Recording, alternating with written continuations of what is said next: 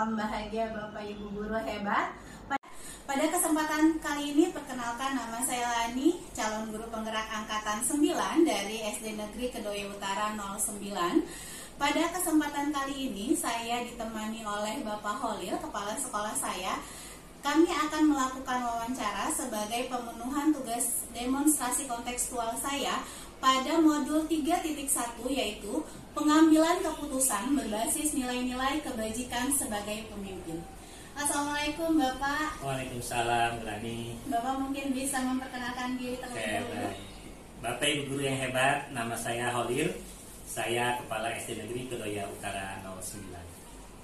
Baik Bapak, pada kesempatan kali ini saya akan belajar dari Bapak. Saya akan menganalisis atas penerapan proses pengambilan keputusan berdasarkan pengetahuan yang telah saya pelajari tentang berbagai paradigma, prinsip, pengambilan, dan pengujian keputusan di sekolah asal masing-masing, yaitu sekolah kita. Nah, yang ingin saya tanyakan selama ini, bagaimana Bapak dapat mengidentifikasi kasus-kasus yang merupakan dilema etika atau bujukan moral? Oke, baik Bu Lani.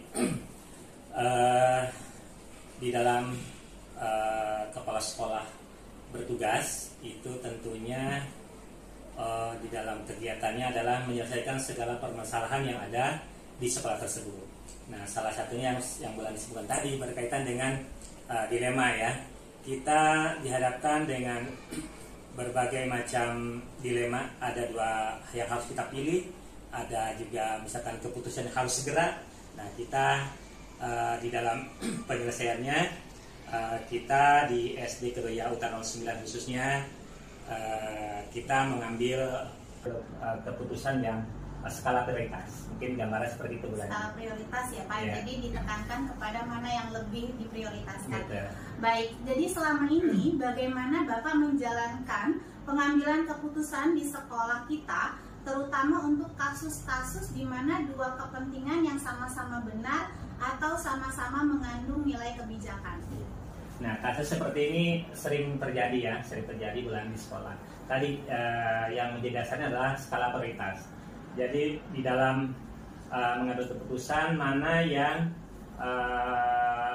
antara maslahat dengan ininya mana yang lebih yang lebih baiknya yang mana, itu yang menjadi dasar kita di dalam mengambil keputusan. Tentunya ada beberapa di antara teman-teman misalkan di sekolah itu yang tidak puas atau yang tidak itu wajar ya. Di dalam keputusan itu kita tidak mungkin sama-sama bisa seluruhan gitu.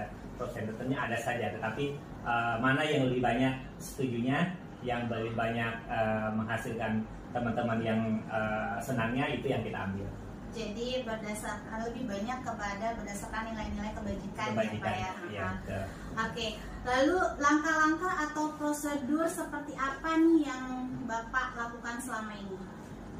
Berkaitan dengan langkah-langkah, saya di dalam keputusan saya tidak bisa mengambil keputusan sendiri bulan ini. Tentunya saya di sini tahu ada teman-teman yang bisa membantu saya ya. Jadi di antara teman-teman sekian banyak itu ada teman-teman yang mungkin saya ajak bicara gitu ya, untuk memastikan.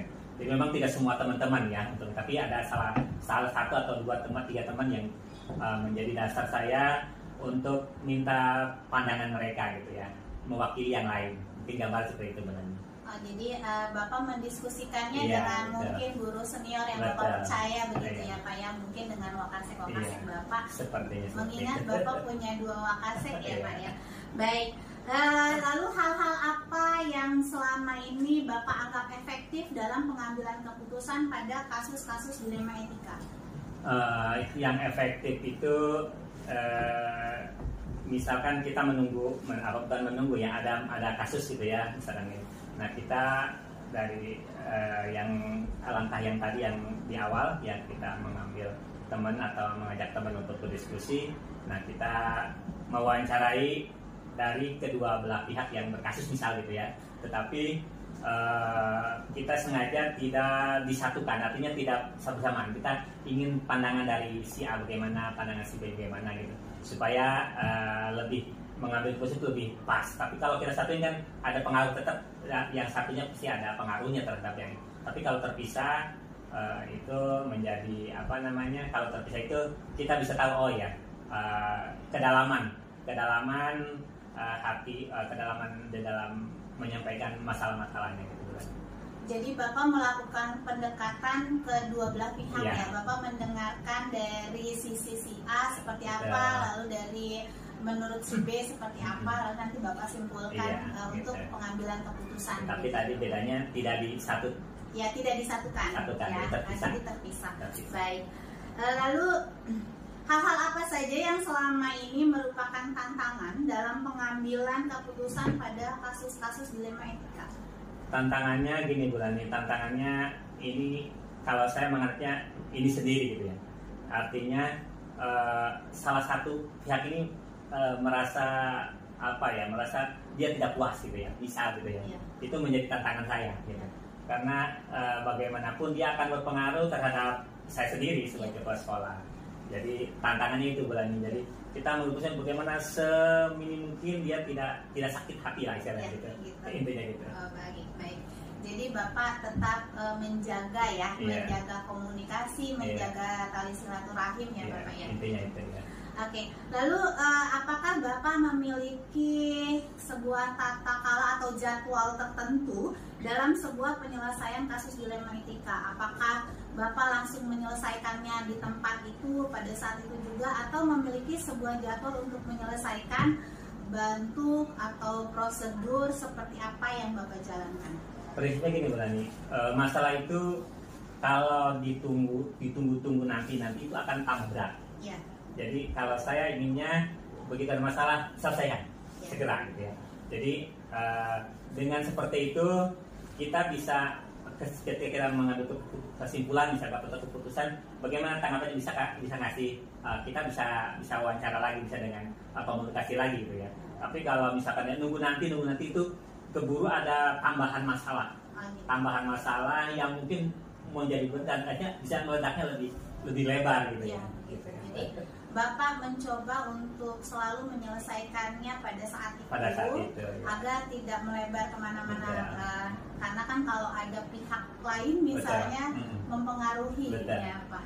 Baik, lalu adakah seseorang atau faktor-faktor apa yang selama ini mempermudah atau membantu Bapak dalam pengambilan keputusan dalam kasus-kasus dilema etika? Ya tadi yang di awal saya sampaikan Bu Lani, jadi saya itu tidak bisa menyelesaikan sendiri.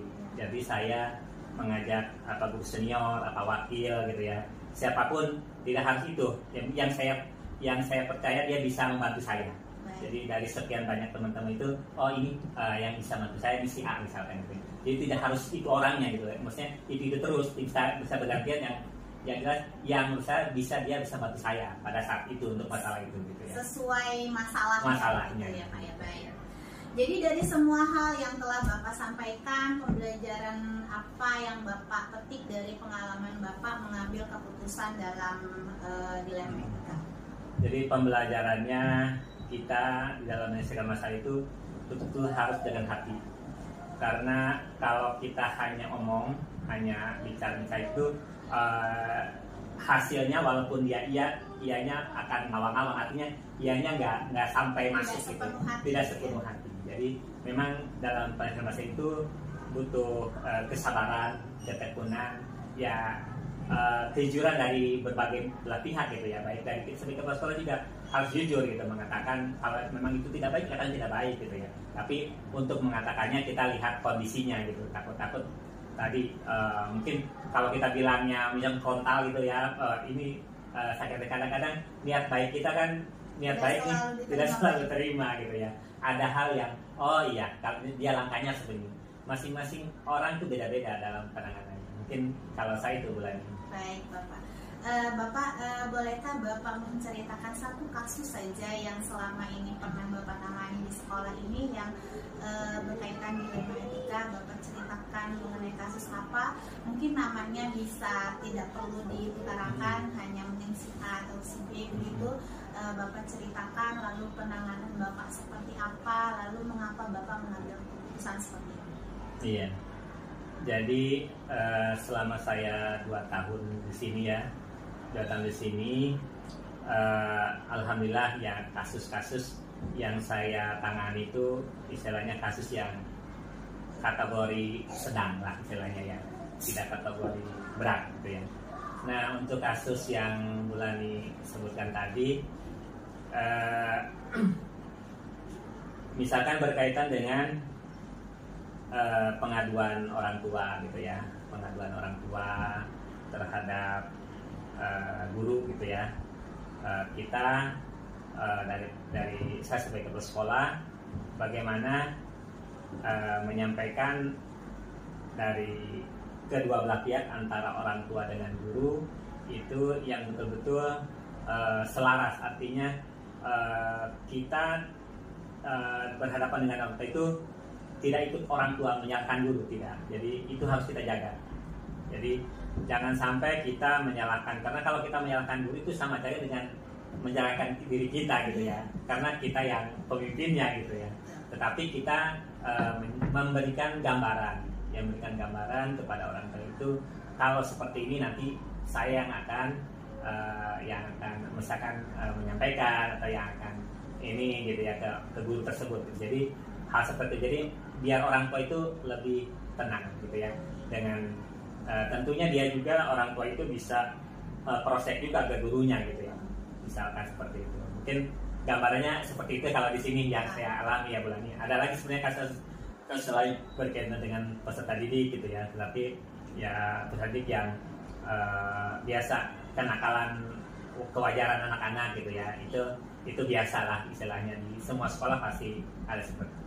Mungkin itu gambarannya Bulani. Berarti jika ada pengaduan seperti itu ada tabayun ya dari Bapak ya, apakah benar seperti itu gitu ya. Jadi boleh saya simpulkan bahwa paradigma yang sudah Bapak jalankan itu adalah paradigma kebenaran lawan kesetiaan gitu misalnya. Lalu prinsip pengambilan keputusannya berbasis rasa peduli ya Pak ya, rasa peduli terhadap seorang tua murid tersebut, tapi juga rasa peduli terhadap guru yang bersangkutan. Lalu adakah kasus-kasus yang pernah Bapak tangani itu berkaitan dengan Bapak sudah mengujinya secara legal? Apakah ada kasus yang bertentangan dengan hukum atau kasus-kasus yang melanggar begitu? Adakah kasus-kasus yang seperti itu? Lalu kalau iya, bagaimana Bapak menyelesaikannya? Ya, untuk bertentangan dengan kode etik di SD Kedoya Utama 9 yang saat ini, alhamdulillah saya tidak menemukan gitu ya, itu. Memang berkaitan dengan saya cek dengan kehadiran guru gitu ya, absensi teman-teman bagaimana nih, karena itu sangat berisiko ketika ada 5 hari misalkan dalam 1 tahun dihitung secara kumulatif ya, itu akan berpengaruh kepada TKD beliau, juga TKD sekolah itu juga berpengaruh gitu ya. Tapi alhamdulillah di sini saya lihat untuk yang melanggar kode etik itu belum menemukan, mudah-mudahan tidak ada gitu ya. Baik Bapak. Berarti yang uji legal itu yang pelanggaran hukum juga tidak ada ya Pak ya. Alhamdulillah. Baik. Oke Bapak, jadi bisa saya simpulkan dalam pengambilan keputusan yang Bapak utarakan tadi, pada akhirnya Bapak itu mengambil keputusan dengan penuh tanggung jawab, lalu dengan nilai-nilai kebajikan universal yang tadi berdasarkan keadilannya, berdasarkan rasa simpati, empati gitu ya, kasih sayang gitu ya Pak ya, serta tentunya keberpihakan pada murid yang tadi Bapak jelaskan ketika ada kasus antara murid dengan guru. Baik Bapak, terima kasih banyak. Sama-sama Bulani. Mudah-mudahan saya bisa banyak mengambil pembelajaran dari Bapak sebagai pimpinan saya. Nanti ke depannya mudah-mudahan saya paling tidak bisa menjadi pemimpin bagi diri saya sendiri, agar bisa mengambil keputusan-keputusan secara bijak. Baik Bapak Ibu guru hebat, demikian wawancara saya dengan kepala sekolah saya sendiri, Bapak Holil SPD, dan begitu runtutnya beliau mengambil keputusan berdasarkan dasar-dasar pengambilan keputusan, berpihak pada murid, lalu berdasarkan nilai-nilai kebajikan yang beliau anut, dan tentu dengan penuh rasa tanggung jawab. Sekian wawancara yang pertama saya. Terima kasih telah menyaksikan wawancara ini. Terima kasih banyak Bapak. Mudah-mudahan SDN Kedoya Utara 09 makin maju di bawah pimpinan Bapak. Assalamualaikum warahmatullahi wabarakatuh.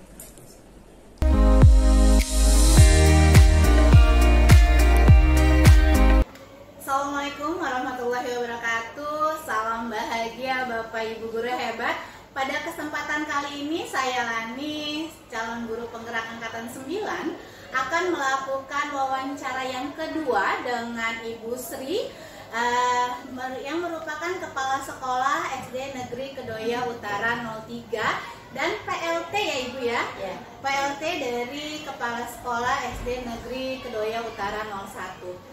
Pada kesempatan kali ini wawancara dilakukan sebagai pemenuhan tugas dari demonstrasi kontekstual pada modul 3.1 pengambilan keputusan berbasis nilai-nilai kebajikan sebagai pemimpin.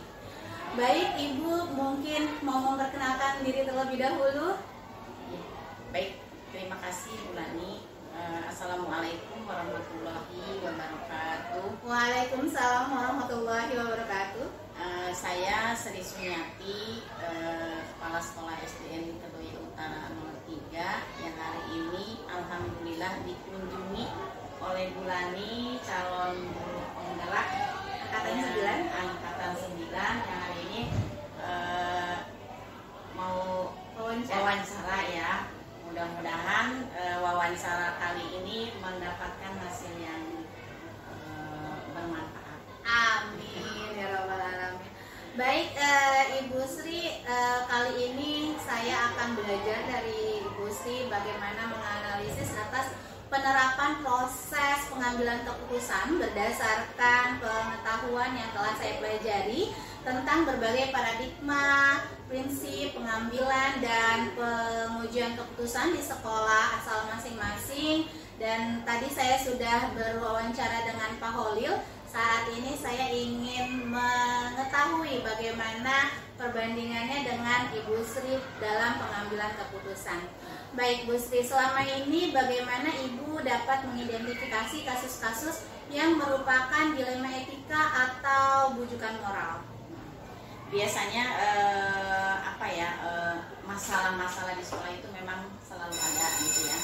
Tentunya kita tidak boleh sembarangan kita membuat keputusan gitu, tetapi kita harus menganalisa dulu ya yang keputusan yang kita ambil, kemudian mempertimbangkan, terutama mempertimbangkan kalau keputusan itu kan harus ada sisi positifnya untuk semua pihak ya. Jadi bukan hanya satu pihak saja tetapi untuk semua pihak gitu. Jadi harus dipertimbangkan dengan baik.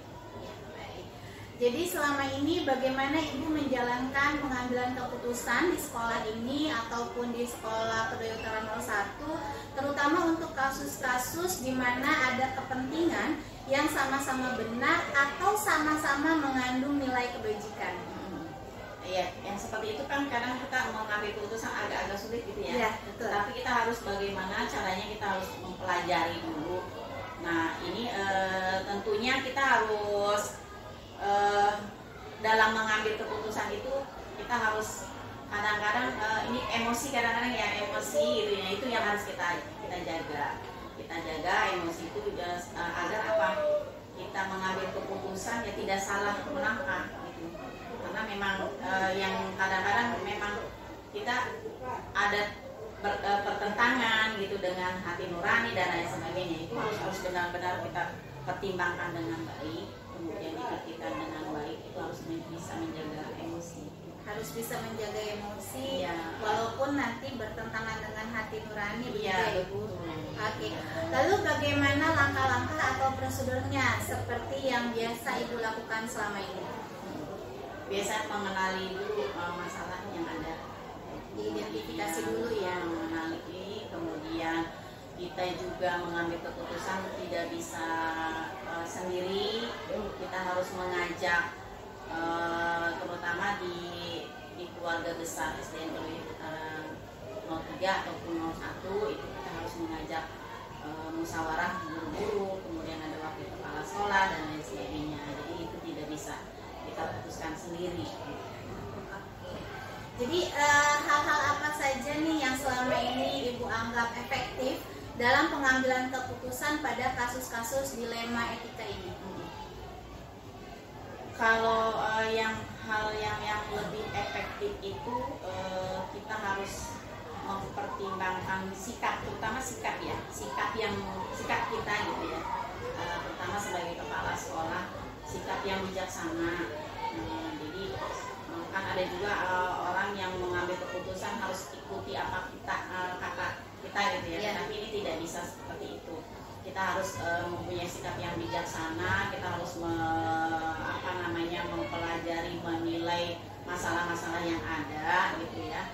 Nah itu balik lagi kita harus adakan musyawarah, harus bicara dari hati ke hati gitu, supaya nanti keputusan apa yang kita ambil kita bersama-sama, itulah keputusan yang kita ambil. Kita tidak bisa memutuskan sendiri. Oke, berarti setelah diidentifikasi, dimusyawarahkan terlebih dahulu agar semuanya imbang begitu ya, Bu ya. Baik. Lalu hal-hal apa saja nih yang selama ini merupakan tantangan? Jadi ada tantangan-tantangan tentunya dalam pengambilan keputusan. Jadi hal-hal apa saja yang menjadi tantangan Ibu dalam pengambilan keputusan pada kasus-kasus dilema etika ini? Biasanya sih kalau mengambil keputusan itu, baik keputusan itu masalah guru gitu ya, masalah siswa, kadang-kadang orang tua juga kadang-kadang ada masalah gitu ya.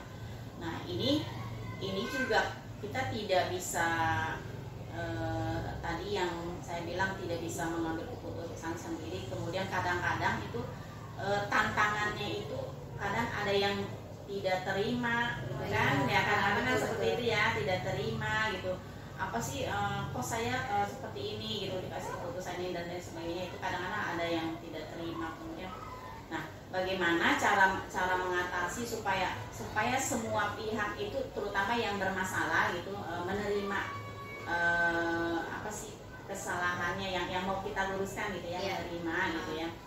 Nah itu juga kadang-kadang tantangannya itu begitu kan, kadang-kadang orang merasa oh saya ini benar loh gitu ya. Nah itu kita harus kasih pengertian gitu. Nah ini kita maksudnya ini seperti ini, seperti misalkan kalau di guru itu cara pembagian tugas, kadang-kadang itu bermasalah tuh, kadang-kadang ada yang masalah orang tua nih, harusnya saya ini nggak mau loh sama guru ini gitu kan, kadang-kadang itu bermasalah. Jadi antara guru satu dengan guru yang lain juga dalam pembagian tugas itu kadang-kadang kita ada tantangan tuh, tantangan supaya nih guru ini pantasnya di kelas ini gitu kan. Nah itu juga harus kita kasih pengertian. Jadi kalau tidak diberi pengertian dulu, itu nanti adanya salah paham, padahal oh ibu kok memihak sini, ibu memihak sini gitu. Supaya tidak ada salah paham, berarti kita harus kasih pengertian yang benar-benar kita maksudnya ini, kebaikan yang kita ambil itu, keputusan yang kita ambil itu ini gitu.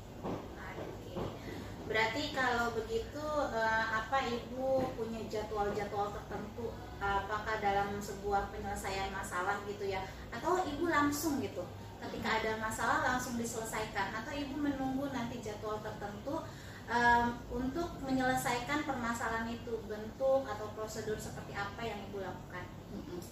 Tentunya Bu Landi tidak langsung keputusan itu kan, kadang tadi kan ada tahap-tahapan ya, ada tahap-tahapan. Mungkin kita awalnya kita bicara dulu, kemudian kalau lebih masalahnya itu bagaimana berat atau tidak gitu ya. Kalau misalkan yang ringan-ringan gitu bisa mungkin pas ada masalah kita selesaikan bersama, kita musyawarah bersama, mungkin bisa diatasi secara langsung gitu. Tapi kalau masalahnya itu agak berat, mungkin kita setelah pertemuan yang pertama mungkin nanti kita jadwalkan kembali, kita pertemuan lagi, ada yang kedua dan sebagainya. Itu biasanya kalau memang perlu dijadwalkan ulang itu dijadwalkan. Tapi kalau hari itu ada masalah, kemudian kita atasi, selesai gitu, itu bisa. Tapi kalau misalnya agak kan masalah itu kan beda-beda ya. Iya. Ada yang memang ringan, ada yang agak berat. Berarti kalau yang berat kan tidak cukup sekali. Berarti tergantung bobot kasusnya Iya, ya Bu ya. betul, Jadi betul. kalau misalnya memang bisa diselesaikan saat itu juga, kenapa harus menunda? Iya. Tapi kalau memang masalahnya memang harus melibatkan orang banyak, mungkin Iya. dijadwalkan begitu ya. Iya. Oke, tadi kan Ibu bilang kita tidak bisa mengambil keputusan sendiri. Berarti adakah seseorang atau faktor-faktor yang selama ini mempermudah atau membantu Ibu dalam pengambilan keputusan dalam kasus-kasus dilema etika? Iya, ada yang masalah-masalah yang membantu gitu ya. Masalah itu kan ya tentunya yang pertama adalah kan di sini misal ada wakil kepala sekolah. Asik ya. Ya, nanti kita bimbingan dulu dengan wakil kepala sekolah. Kemudian kalau masalahnya yang berhubungan dengan murid, dengan guru, tentunya kita juga harus mengajak bicara guru-guru gitu. Atau misalkan kalau kita perlu panggil orang tua gitu untuk menyelesaikan masalah, kita juga sama-sama bisa mengurus komite juga itu bisa. Jadi semua pihak Bisa membantu, ya, tergantung kasusnya. Iya. Oke. Jadi dari semua hal yang Ibu sampaikan itu, pembelajaran apa nih yang bisa Ibu petik dari pengalaman Ibu sendiri mengambil keputusan dilema etika? Kalau pengalaman yang saya dapatkan, jadi setiap keputusan itu tidak bisa diambil sendiri. Nah, kemudian mengambil keputusan itu tidak secara cepat gitu kita mengambil keputusan, dan akibatnya itu kan akan merugikan orang lain. Berarti harus kita teliti dulu gitu ya dalam mengambil keputusan itu. Nah, kemudian setiap mengambil keputusan itu kita perlu atau memerlukan orang lain untuk menyelesaikan masalah. Jadi tidak bisa diambil keputusan sendiri. Baik.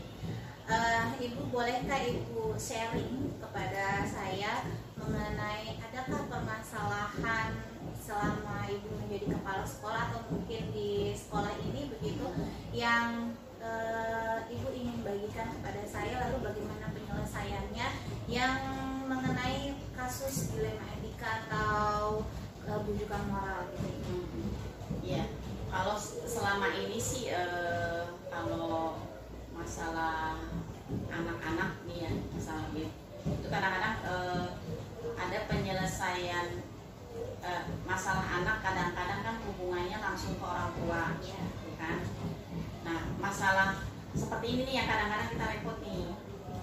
Orang tuanya tahu, terus sesama orang tua misalnya ada masalah, tetapi pihak sekolah tidak tahu. Nah, itu yang kita repot kadang-kadang. Nah, beberapa waktu yang lalu memang ada seperti itu. Jadi ketika ada masalah, jadi di luar tahu tapi pihak sekolah tidak tahu gitu. Nah, itu cara penyelesaiannya adalah saya memanggil orang tua tersebut gitu ya, memanggil orang tua tersebut, kemudian dikasih pengertian kalau yang namanya kejadiannya, padahal kejadiannya itu bukan di sekolah sebetulnya, di rumah gitu ya, tetapi itu menghubung-hubungkan sekolah gitu. Nah, saya beri pengertian kalau yang namanya masalah yang sudah melibatkan sekolah, apa salahnya kalau bapak ibu silakan datang ke sekolah dulu. Kemudian bicara dengan saya dulu, jadi jangan langsung misalnya keluar tetapi saya tidak tahu. Nah, dan itu pun misalkan permasalahan seperti itu, jadi seolah-olah sekolah itu tidak ada tidak merespon masalah anaknya gitu. Padahal tidak tahu, tidak ada laporan. Kejadian itu di luar sekolah atau kejadiannya di dalam sih sebetulnya mungkin dari sekolah awalnya, terus nanti kejadiannya dilanjut di berlanjut luar sekolah. di luar Gitu. Nah, kan antara kedua orang tua ini karena berdekatan gitu rumahnya itu juga menimbulkan masalah seperti itu.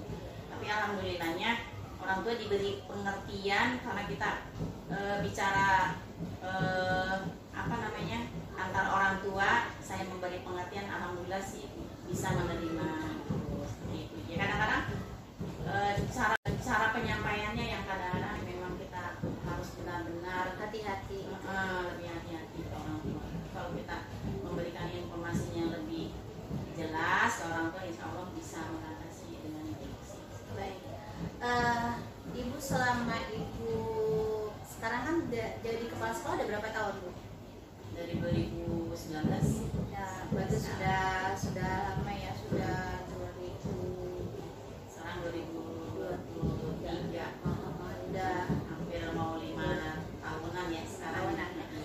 selama 5 tahun itu adakah kasus-kasus yang misalnya telah diuji secara legal?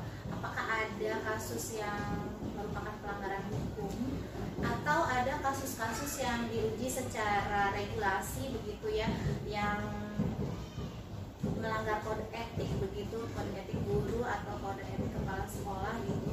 Adakah kasus-kasus seperti itu? Nah, kalau pelanggaran hukum sih belum ada sih itu ya, pelanggaran hukum. Walaupun itu sebetulnya sih waktu yang kejadian yang kemarin itu sebetulnya bukan pelanggaran hukum sih sebetulnya gitu. Tetapi orang tua kan menilai itu sudah ke masalah pihak yang berwajib itu. Tapi kalau saya lihat misalkan itu kan seperti sekarang itu kan anak-anak tentang bullying segala macam itu kan yang kalau menurut mereka sih hal-hal yang biasa gitu ya. Kalau kita tanggapinnya yang biasa, kadang-kadang itu dari hal-hal yang sepele jadi yang luar biasa sih. Kalau misalnya sudah orang tua ikut campur, terus cara menanganinya itu salah, orang tua itu sudah ke melanggar hukum sih gitu sebetulnya. Tapi kalau misalkan kita lihat lagi semacam itu ya sebatas anak itu tidak merugikan orang lain, tidak mencelakai orang lain, sebetulnya tidak ada yang melanggar hukum sih. Yang pelanggaran kode etik guru juga belum pernah ya? Belum Pak ya. Oke, bisa kami simpulkan di sini bahwa pengambilan keputusan ibu sudah didasarkan kepada keberpihakan kepada murid, gitu ya. Lalu berdasarkan juga nilai-nilai kebajikan universal, misalnya bagaimana keadilannya, bagaimana tanggung jawabnya, bagaimana rasa empati, kasih sayang, begitu ya ibu. Lalu kalau dilihat dari mengenai paradigma dilema etika itu sudah seperti kalau yang tadi ibu ceritakan itu, jadi rasa keadilan lawan rasa kasihan sebenarnya ya, justice versus mercy begitu kalau yang di LMI saya itu. Lalu prinsip-prinsipnya ibu sepertinya lebih kepada berpikir berbasis rasa peduli ya. Ketimbang kan ada 3 prinsip itu, hasil akhir dan peraturan. Sepertinya dari yang ibu jelaskan secara rutin dari awal itu, ibu lebih banyak ke yang prinsip pengambilan keputusan berbasis rasa peduli. Mungkin karena kita perempuannya lebih kepada rasa kasih sayangnya yang lebih banyak begitu ya, ketimbang logika kita begitu ya. Lalu pada akhirnya ibu memang mengambil keputusan itu sering didasarkan yang penting rasa tanggung jawab, rasa tanggung jawab, nilai-nilai kebajikan universal yang sudah ibu terapkan tadi, dan sudah keberpihakan pada murid. Itu udah bagus banget, banyak banget sepertinya pelajaran yang Lani dapetin dari ibu hari ini. Alhamdulillah, terima kasih sudah menyempatkan waktu untuk melakukan wawancara bersama Lani hari ini ibu. Baik Bapak Ibu guru hebat, demikian wawancara yang kedua saya bersama Ibu Sri, Kepala Sekolah dari SD Negeri Kedoya Utara 03 dan merupakan PLT dari SD Negeri Kedoya Utara 01. Semoga kita bisa mendapatkan manfaatnya lebih banyak lagi dari para kepala sekolah yang sudah kita cari tahu bagaimana sih pengambilan keputusan dari mereka.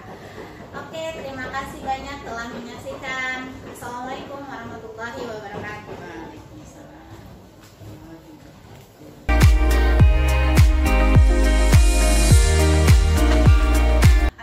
Assalamualaikum warahmatullahi wabarakatuh. Salam bahagia Bapak Ibu guru hebat. Perkenalkan, nama saya Lani dari Guru Penggerak Angkatan 9 SDN Kedoya Utara 09 Jakarta Barat. Kali ini saya bersama Ibu Atin Haryati MPD sebagai Kepala Sekolah SDN Duri Kepa 07.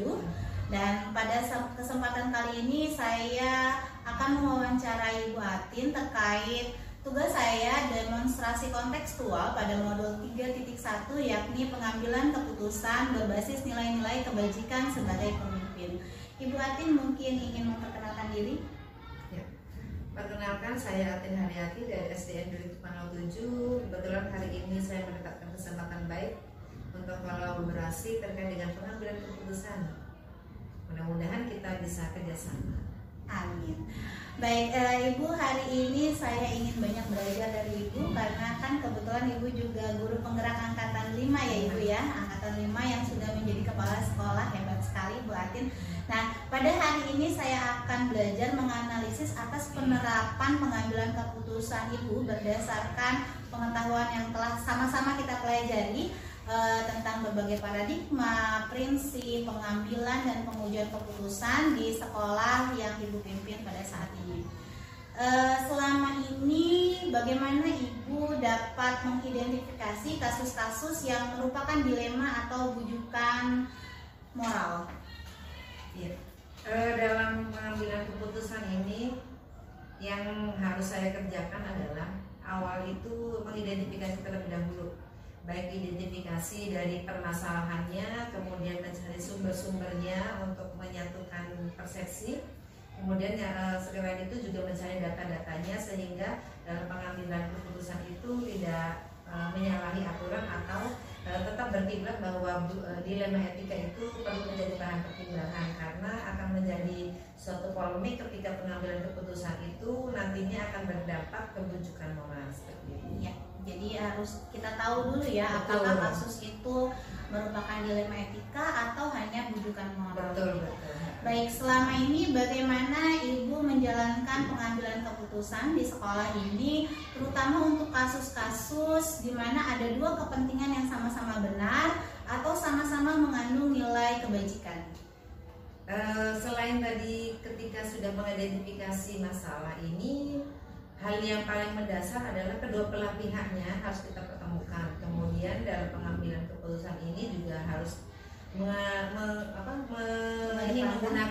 menggunakan beberapa seperti solusi atau menggunakan seperti uji regulasi ataupun uji publikasi sehingga dalam pengambilan keputusan ini tidak akan berdampak lebar. Paling tidak dalam pengambilan keputusan ini kedua belah pihak karena merasa sama-sama benar ataupun ada yang merasa dipersalahkan itu tidak merasa dipojokkan seperti itu. Baik.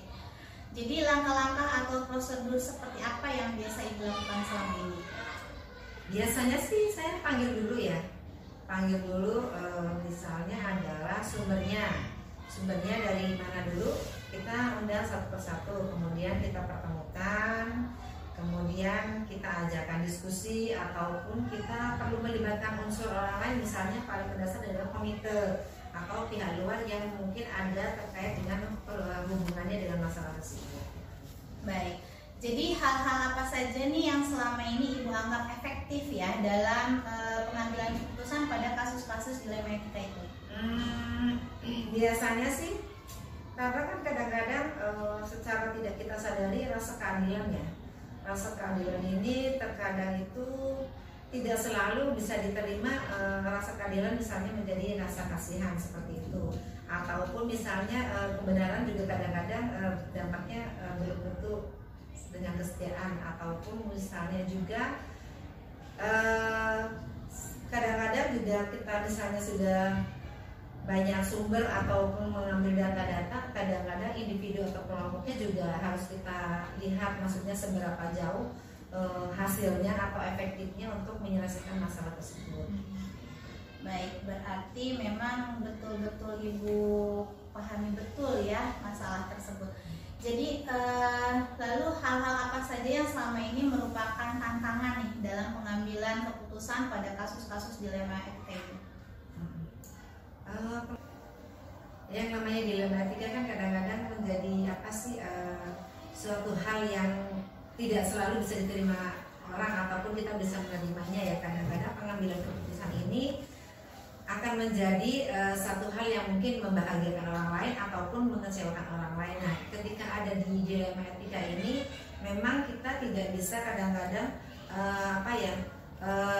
merasa maksudnya kita berprinsip bahwa itu sudah sesuai, bahwa apa yang kita putuskan itu benar, karena banyak faktor. Tantangan di sini adalah faktor internal yang paling mendasar. Faktor internal ini kenapa berpengaruh sangat besar, karena dari unsur dari dalam lah yang kadang-kadang membuat problem yang tadinya kecil atau sepele menjadi hal besar, sehingga yang tadinya menjadi bukan semacam dilema etika, namun lambat laun karena adanya unsur internal ini akhirnya menjadi sebuah kasus dilema etika. Tapi tidak menutup kemungkinan juga unsur dari luar juga 50% berpengaruh juga, karena unsur dari luar adalah kayak semacam bom waktunya buat kita semua, karena mereka lah yang kadang-kadang jadi picu. Makanya dari sinilah kita harus bisa memilah atau memilih bagaimana cara menyelesaikan masalah tersebut. Paling hal mendasar contohnya adalah kita bisa ambil uji publikasi. Dengan dasar itu uji publikasi kita bisa melihat hal-halnya apa saja yang perlu kita ambil untuk keputusan itu, sehingga ketika tantangan dari internal atau eksternal itu kita bisa ambil keputusan melalui uji publikasi juga bisa. Itu sih menurut saya. Oke, ini lengkap banget karena memang Ibu dari guru penggerak ya. Lalu apakah Ibu memiliki sebuah tata cara atau jadwal tertentu dalam sebuah penyelesaian kasus dilema etika? Apa Ibu langsung gitu ya menyelesaikannya, atau ditunggu dulu, Ibu jadwalkan dulu untuk menyelesaikannya? Bentuk atau prosedur seperti apa sih yang Ibu jalankan? Iya. Dalam pengambilan keputusan ini kan memang ada yang skala prioritas gitu kan, ada yang jangka pendek, jangka menengah ataupun jangka panjang. Jadi memang kita harus bisa memilih-milih atau membuat tahapan-tahapannya. Namun untuk memenuhi itu semua memang kita buat kayak semacam tahapannya itu dengan tahapan-tahapan itu baik dari skala prioritas, jangka pendek, jangka panjang, menengah, jangka panjang itu. Harapannya permasalahan-permasalahan yang timbul itu bisa terselesaikan dengan baik, karena data yang kita kumpulkan itu nantinya konkret, ataupun datanya bisa istilahnya memang sudah benar-benar uji regulasinya atau legalitasnya itu ada. Artinya kita tidak berdasarkan landasan misalnya menurut satu sumber aja, tapi kita melalui berbagai sumber, baik sumber internal ataupun eksternal seperti itu. Baik. Lalu ketika terjadi pengambilan keputusan, adakah seseorang atau faktor-faktor apa yang selama ini mempermudah gitu ya, atau membantu Ibu dalam pengambilan keputusan dalam kasus-kasus dilema etika? Terkait dengan kasus dilema etika ini, yang namanya pendapat orang itu kan banyak dan subjektif. Kalau menurut saya tidak, kenapa dibilang subjektif? Kalau berpendapat bahwa penilaian atau pendapat itu objektif, itu nggak mungkin. Kenapa? Kadang-kadang kita landasannya adalah misalnya nih rasa keadilan misalnya harus disertai dengan versus apa tuh namanya rasa keadilan versus rasa kasih sayang misalnya, atau rasa kasihan misalnya, rasa kesetiaan misalnya gitu kan, atau kasihan. Nah seperti itu kan. Nah hal-hal itulah kadang-kadang saya tidak bisa menyertakan diri sendiri untuk membuat kebijakan itu, karena khawatirnya ketika saya membuat kebijakan seperti itu sendiri akan berdampak buruk orang lain, dan tidak semua orang menerima hal itu. Makanya saya harus mengajak, contoh paling gampang yaitu mengajak di sini adalah ada beberapa wakil kepala sekolah, kemudian guru-guru yang memang sesuai di bidangnya, misalnya terkait dengan pembelajaran di kelas. Nah, kita sertakan guru-guru kelasnya, kemudian juga guru bidang studi yang memang kita perlu minta bantuan untuk pendapatnya. Jadi ketika pengambilan keputusan, dilema etika ini tidak menjadi rasa rasa kejanggalan di hati. Mudah-mudahan tidak akan menyinggung perasaan orang ya dengan adanya pengambilan keputusan ini, karena harapannya dengan mengajak semua diskusi orang lain itu akan membuat keputusan bersama itu menjadi lebih transparan atau diterima oleh teman-teman semua. Berarti untuk seseorang khususnya tidak ada, hanya tergantung permasalahannya. Betul, iya betul. Baik, dari semua hal yang telah disampaikan, pembelajaran apa nih yang dapat Ibu petik dari pengalaman Ibu mengambil keputusan dalam dilema etika? Dilema etika kan sebenarnya bisa dibilang itu hal yang tidak ada, tetapi kadang-kadang memang tidak bisa semua orang terima bahwa itu loh bisa kita terima, misalnya keputusannya itu diterima dengan baik atau tidak oleh teman-teman gitu kan. Kemudian permasalahan yang kita selesaikan juga kadang-kadang baik menurut kita, belum tentu juga baik menurut orang lain. Nah ketika hal ini terjadi, biasanya ini saya akan flashback ke diri sendiri bahwa hal ini akan menjadi tolak ukur bahwa kedepannya mudah-mudahan dalam pengambilan keputusan ini lebih baik dari sebelumnya. Paling tidak saya harus benar-benar valid dalam mengumpulkan data-data atau sumber-sumbernya sehingga tidak terjadi lagi ya dilema etika untuk orang lain atau untuk sekitar kita. Itu sih. Berarti pembelajaran dari tiap kasus akan mempengaruhi penyelesaian kasus berikutnya ya? Iya betul. Baik, kalau boleh Ibu sedikit sharing kepada saya untuk pembelajaran saya ke depan, apakah selama Ibu menjadi kepala sekolah adakah dilema-dilema etika yang ketika ada kasus tersebut itu ketika diuji legal menyalahi hukum begitu, atau misalnya ketika uji regulasi ini menyalahi kode etik? Adakah kasus-kasus yang seperti itu? Lalu bagaimana jika ada bagaimana cara penyelesaian masalahnya? Sejauh sini sih alhamdulillah selama saya duduk di Panel 7 harapannya semoga tidak ada. Tapi jika pun ada, ketika ada permasalahan yang terkait dengan uji regulasi atau dengan legalitas, memang kita landasan hukumnya dalam pengambilan keputusan itu kita harus benar-benar punya data landasan hukumnya. Jadi kita tahu aturan-aturan yang mendasari hal-hal tersebut sehingga kita tidak salah dalam pengambilan keputusan. Jadi kita tahu persis dan bisa mempelajari baik itu landasan hukumnya, kemudian undang-undangnya atau sekedar surat edarannya ataupun kayak semacam aturan-aturan yang telah dibuat oleh seperti dinas pendidikan, karena saat ini kan kita namanya dinas pendidikan ya, artinya kita ranahnya ke sana. Nah dengan itu semua mudah-mudahan kita tidak akan menyalahi uji regulasi atau uji legalitas seperti itu. Jadi selama Ibu menjabat sebagai pimpinan di sekolah ini, adakah kasus yang menyita waktu Ibu sehingga Ibu berpikir lebih banyak begitu ya untuk mengambil keputusan? Nah, bukan ingin menyampaikan unek-unek, bukan. Kebetulan di sekolah saya itu kan ada kayak semacam bukan permasalahan, tapi memang ada tantangan saya bahwa di sini saya punya satu permasalahan, satu hal tantangan baru adanya, yaitu di sini lebih ke bagaimana saya untuk beradaptasi dengan teman yang memang membutuhkan penanganan khusus, lebih ke pendekatan kayaknya lebih pendekatan individu ya, dan lebih ke pendekatan secara meskipun dari hati ke hati, kemudian bagaimana caranya untuk berdiskusi dengan beliau ya. Kenapa harus seperti itu? Karena tantangan ini adalah hal baru yang saya temukan di sini.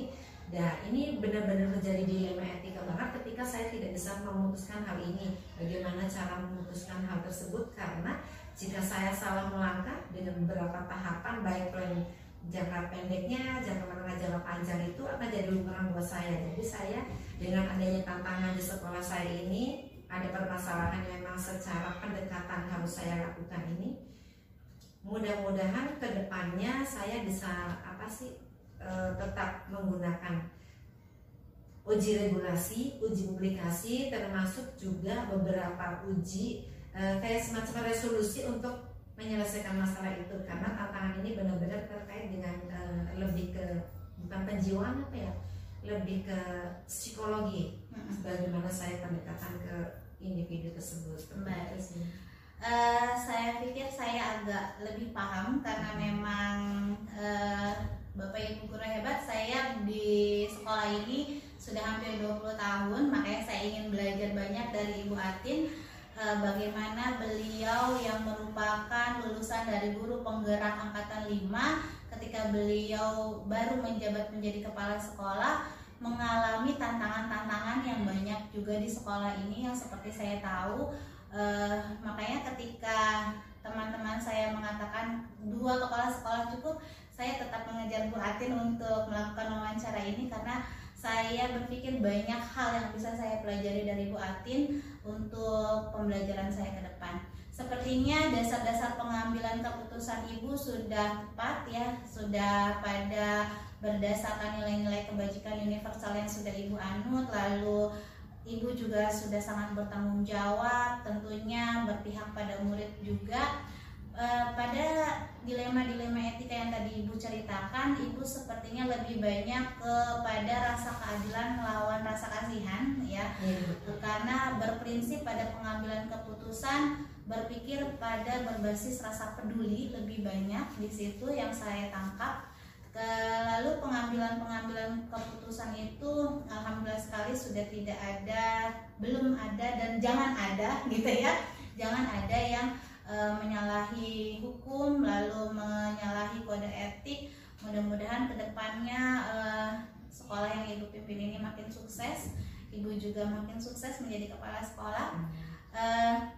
Dalam hal pengambilan keputusan, saya rasa saya sudah mengambil banyak pelajaran dari Ibu pada akhirnya, bahwa sepertinya kita harus mengingat kembali hendaknya tiap keputusan yang kita ambil itu memang harus didasari pada dasar-dasar pengambilan keputusan seperti yang tadi Ibu utarakan. Kita harus tetap bertanggung jawab, harus tetap memperhatikan nilai-nilai kebajikan universal, dan harus juga tetap berpihak pada murid.